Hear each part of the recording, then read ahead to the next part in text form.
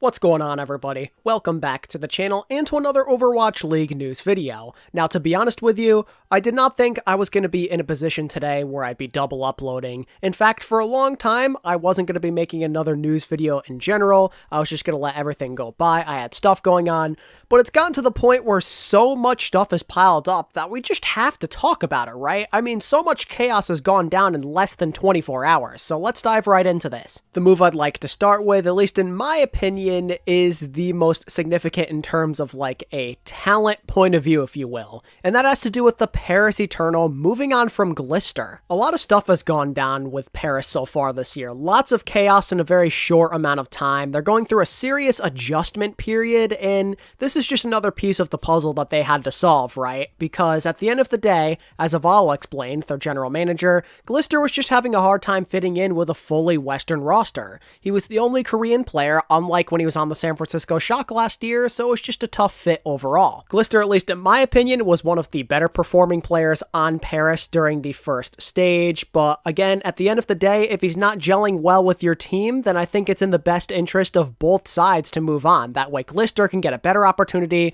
potentially at least, one where he's more comfortable, and the Paris Eternal can find a better scheme fit for themselves. It has been confirmed that this literally has nothing to do with skill issues or underperformances. The Paris Eternal and Glister are doing what's best for themselves, and it's as simple as that. And since Glister was the only other DPS option Paris had aside from WUB, it goes without saying that they had to find a replacement at Hitscan, and that they did by acquiring Dove. Is an American hitscan player who played a lot in North American contenders over the years. He specializes in characters like Tracer, Widowmaker, and Ashe, and I've heard a lot of good things about him. He stuck around the contender scene for quite some time and played for a ton of different teams. He has a lot of good experience under his belt, and at the end of the day, Paris needed someone that they can get under emergency circumstances, and this was a good player to sign for that specific type of situation. He won't be playing with the team in their facility this week, but by next week he should already be with them in their locations, so that's great. The question is, will he end up being a good long-term answer for the Paris Eternal?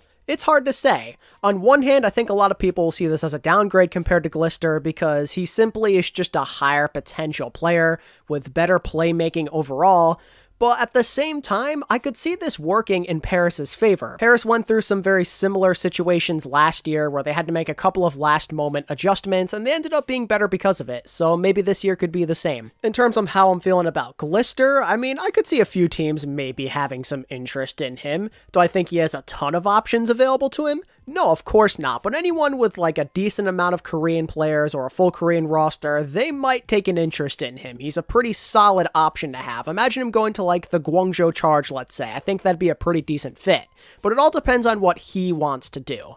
So we'll keep an eye on Glister. Next on the list is the thing that's probably been the biggest thing in the headlines over the last couple of hours, and that is the LA Valiant signing Marvel. Now, the signing itself, I got no problem with it. I'm happy to see Marvel get another chance, and in general, it makes a lot of sense for the LA Valiant. They only had one tank. Sashin is pretty much only a Zarya player, and it's clear that if they wanted another tank, that they're kind of moving away from a Zarya meta, it makes sense to have Marvel on the team to give you better coverage. However, the layers beneath it is where this story gets very, very interesting. Now, take it all with a grain of salt. I have no clue whatsoever if this is actually true, but according to a notable leaker in the community, Halo of Thoughts, there is some very interesting stuff going on with Marvel's contract. So first of all, it's a 30-day contract, but second, he's not actually getting paid from the Valiant themselves, but instead it's going to be a collective effort between No-Hill, their head coach, and some of the other players on the roster. They're going to be sacrificing part of their salary to pay Marvel. Now, like, if this is true, that's some really, really shady stuff on the side of the Valiant's org. I mean, what the heck? Why would you do that? Why would you have some of your own staff and players sacrifice their contracts, some of their money that they earn,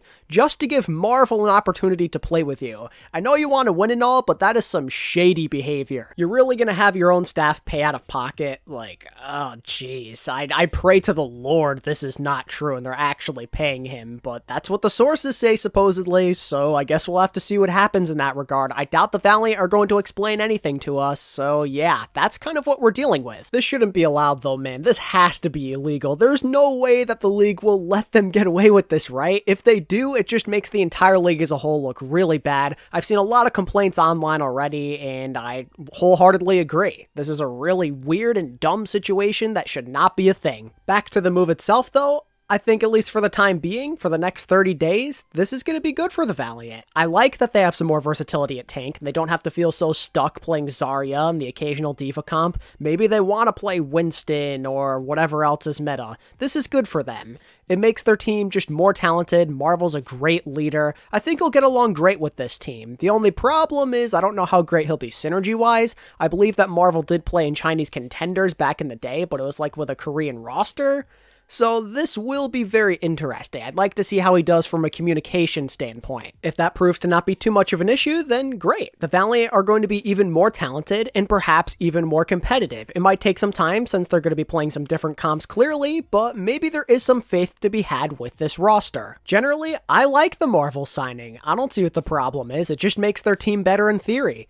But what does bother me, and all of you guys obviously, is the shady stuff going on with the inner details, if this is all true. I really am wondering if there's going to be any sort of response from anybody from the higher-ups, whether it be the Overwatch League or the Valiant. I want to know what's going on, and I'm sure you do as well. But for now, we're just going to have to stay patient and wait for something to come out. And finally, we wrap up today's news video with a bunch of stuff coming out from the Florida Mayhem. The most significant thing would be their new player addition, aka Rupal, who is their new flex support player. Rupal most notably played for the ever-so-dominant contenders and collegiate team Redbird Esports. He's a solid overall flex support player who fills the hole left behind by Kareev, who now is going to be an assistant coach on Florida. I would have loved to see Kareev get back in action one last time, but at the end of the day, he mostly was there as an emergency signing to begin with because they weren't sure if Sir Majed was going to be there in time or not this year at the beginning of the season. So now he's kind of served his purpose. He was there just in case as an emergency option, and now they're moving him into a better role. Both Kareev and the team thought this was for the best. And this option, you know, he's younger, he's not as proven as Kareev, he might have a lot more potential at this point. It's not a bad signing in the long term, and Florida don't have to worry about double flex support now. They're still covered in that aspect, and I'm pretty excited about this signing for a couple of other reasons. For one, I believe this is the first ever Bangladesh player to make it into the Overwatch League. But two, his story is so interesting and heartwarming for a lot of people within this community. For those of you who know Dividing by Zero, he has his own League Zero thing that he used to run. He's not the owner of it anymore, I believe, but you know, he's the one that helped create it. And a lot of people really enjoyed that league. It's still going on and everything. But the point is, Rupal was part of that league at some point, and he popped off a lot and made some notable memories. So a lot of people are going to just generally feel very proud to see him make it this far. From League Zero to the Overwatch League. Like, that's so cool, man. I love that. That's a really sick story. Do I expect Rupal to get a lot of playtime? No, definitely not, just because Sir Majed has essentially been one of Florida's best players, a real rock, a super consistent playmaker, very reliable, but in the case of a double flex support meta, yeah, we'll definitely see him. He's got the Ana, he's got the BAP, the Zen, he will be useful in some scenarios. And because he's so young and full of potential, I like him over Kareev. As much as I love Kareev to death, this was the correct move for Florida to make, and I'm glad they did it. What maybe isn't as correct, though, was the other thing that ended up happening with Florida. They decided that they were going to release Adam, and the way they did it is seen as very unprofessional. The release itself, yeah, it's whatever. It's a bummer to not see Adam really get another shot again for the second time, but if he wasn't of that much use to them, that's fine, whatever.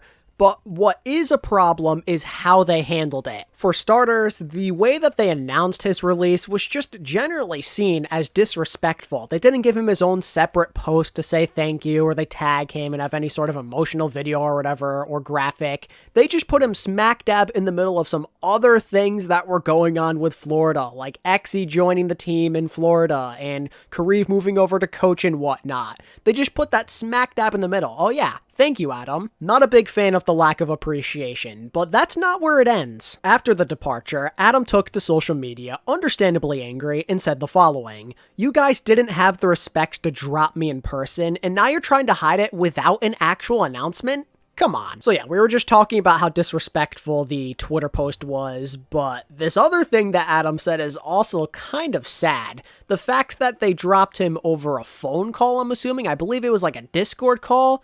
That's kind of sad. I don't really know why they do such a thing. You don't even have the guts to talk to him in person. Why did you go about it like this? I know things are busy, stuff's going on in the world, but you gotta show some respect for your players. I swear, Adam must be the most cursed player ever. Like, wasn't the Valiant stuff enough? The drama that happened there? I swear, a lot of us thought that would be the only opportunity he'd ever get at the Overwatch League level, and then that got blown away because of some drama and some nonsense that was out of his control. But here he is, going to Florida. It seemed like they were the team that was going to rescue him, and then boom, they decide to disrespect him also. Now, to be fair, both Adam and Florida made it clear that they're going to be looking for some sort of trade opportunity, but supposedly, according to the Mayhem, they ran out of time. They just couldn't get a trade going with him, so they had no other choice. And that's fine and all, but the way they handled it, again, was just not good. Thankfully, on Florida's end, though, they did end up opening up about this specific instance. They didn't just ignore it, which is a good sign. They owned up to it. It's still really stupid, but I'm happy that they at least admitted that they messed up and that they'll do better moving forward. Here's what Florida's general manager Albert had to say about the situation. The release. "We haven't been able to utilize Adam as a player thus far, given someone's breakout performance, and we're actively trying to figure out trades for him with his full knowledge. We thought we would eventually be able to find a team that could use him, but unfortunately ran out of time. He was released over the break we had after coming back from Dallas. This was done over a Discord phone call instead of in person. I've done all other player releases in person when possible, and I definitely dropped the ball on this one." The announcement. Since this was an announcement with 3 moving pieces, we decided to try something new. Initially, the post was only supposed to be the update letter, but the RuPal graphic got added since he was in the office already. I want to make it clear that there was never any intention or thought put into hiding his release. In hindsight, not having a dedicated release post for Adam was definitely a mistake, and while it's too late to change that, I will make sure to get that right moving forward. I talked to Adam prior to his tweet and expressed my regrets about the way we went about his release. We'll make sure to fix our release protocols moving forward. Again, I think it's great that Florida are owning up to this, but you gotta do better, right? Because of something like this, your org is gonna lose respect. Florida already had some weird and stupid stuff go on in the past. They'd been doing well since Albert took over, but again they've slipped up, and that's just gonna make people look at them in a lower light. The poor announcement is one thing, but just the fact that you add on to it by breaking up with Adam in a way through Discord phone call, I just don't like that. It's super unprofessional, and you gotta treat your players with more respect than this. If you want to be a more respectable org that can get better free agents in the future, you've got to do a better job. I get it, someone has been super reliable this year. I mean, really, really awesome. I don't know why you wouldn't play him at all times. He seems pretty flexible, but man, this just leaves a sour taste in your mouth. And now poor Adam is on his way back home to Australia, I again believe, and I'm just sitting here wondering if he's ever going to get a chance. Poor Adam, man. Poor Adam. He deserves so much better. He needs respect. Please just give it to him. The man has gone through enough. But I digress. That's all of the Overwatch League news we had to catch up on for today's video. A lot happened. It's a lot to digest, I know. So make sure to let me know what you're thinking of all of this down in the comments below. There's a bunch of interesting topics that we can go over. And if you enjoyed the video and you want more Overwatch League news videos just like this, be sure to hit the like button and subscribe. It would mean so much to me. And until next time, this is ATP, signing out. Peace.